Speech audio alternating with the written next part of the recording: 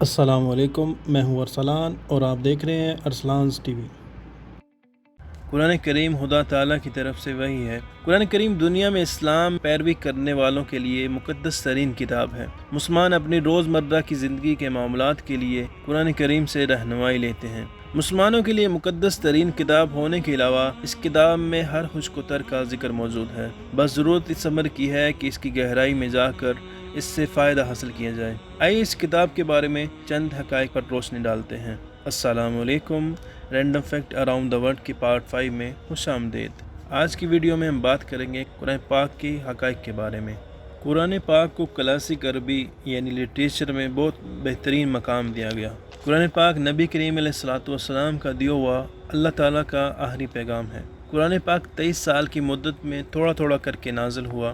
609 عیسوی میں قرآن پاک کی پہلی وحی نازل ہوئی، تب آپ صلی اللہ علیہ وسلم کی عمر مبارک 40 سال تھی، اور قرآن کریم کا نزول 632 عیسوی تک یعنی آپ صلی اللہ علیہ وسلم کی اس دنیا سے پردہ فرمانے تک جاری رہا۔ قرآن کا حرف قرآن پاک میں 70 مرتبہ آیا ہے۔ اگرچہ بہت سے الفاظ کے ساتھ قرآن کا ذکر موجود ہے، مگر حرف قرآن کے ساتھ قرآن کا اسم 70 مرتبہ آیا ہے۔ قرآن کریم آپ صلی اللہ علیہ وسلم کے وصال تک کتابی شکل میں موجود نہیں تھا، مگر آپ کے بعد خلیفہ اول سیدنا ابو بکر صدیق رضی اللہ تعالیٰ عنہ نے کتابی شکل میں مرتب فرمایا۔ اس لیے قرآن کریم کو جمع کرنے کا صحرا سیدنا ابو بکر صدیق رضی اللہ تعالیٰ عنہ اور فقہائے کرام جن میں حضرت زید بن ثابت سب سے اہم ہے کہ سر جاتا ہے۔ اگرچہ یہ پوری کتاب ہی مقدس ہے اور پیروکاروں کی رہنمائی فراہم کرتی ہے، مگر سورہ فاتحہ وہ واحد سورہ ہے جو سب سے زیادہ تلاوت کی جاتی ہے۔ یہ 7 آیات پر مشتمل ہے اور روزمرہ کی نمازوں اور دوسرے مواقع میں تلاوت کی جاتی ہے۔ قرآن کریم کو 30 برابر حصوں میں یعنی پاروں میں تقسیم کیا گیا ہے۔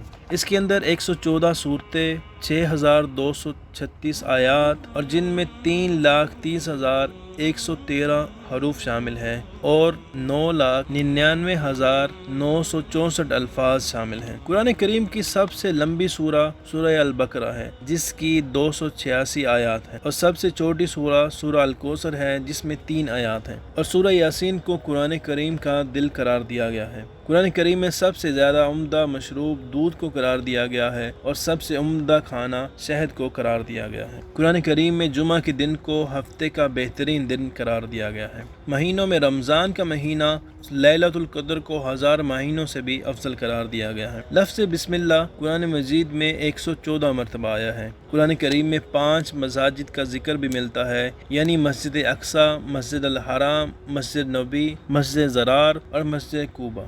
ماہر فلکیات نڈھال گیسوم سمیت کچھ ماہر سائنسدانوں نے علوم کے لیے قرآن کریم سے رہنمائی حاصل کی اور یہ بات بیان کہ قرآن کریم میں جو بھی پیشن گوئی کی گئی ہے وہ بغیر ثبوتوں کی نہیں کہی گئی، اور قرآن کریم کے اندر دعوے اور رد دونوں موجود ہیں۔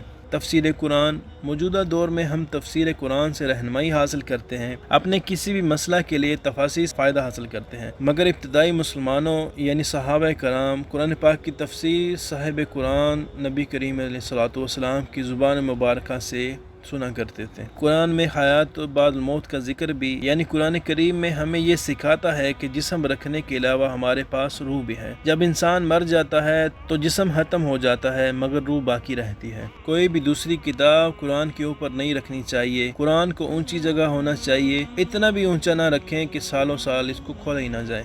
دنیا میں سب سے بڑا قرآن رشیا کے دارالحکومت کازان میں تھا، جو کہ 2012 میں متعارف کروایا گیا۔ اس کی پیمائش 1.5 میٹر بائی 2 میٹر ہے۔ اگر اس کو کھولا جائے تو 3 میٹر بائی 2 میٹر ہے۔ اس کا وزن 800 کلو گرام ہے، جس میں 120 کلو گرام اس کی فریم کا وزن ہے۔ اس کے ساتھ ہی آج کی ویڈیو کا اختتام ہوا۔ امید کرتا ہوں آپ کو بہت سی معلومات ملی ہوگی۔ اگر ویڈیو پسند آئے تو اس کو لائک کیجئے، اور اس طرح کی مزید معلوماتی ویڈیوز کو دیکھنے کے لیے آپ ہمارے چینل کو سبسکرائب کر سکتے ہیں۔ اب میں ملتا ہوں کسی نئی اور دلچسپ ویڈیو کے ساتھ، تب تک کے لیے اللہ حافظ۔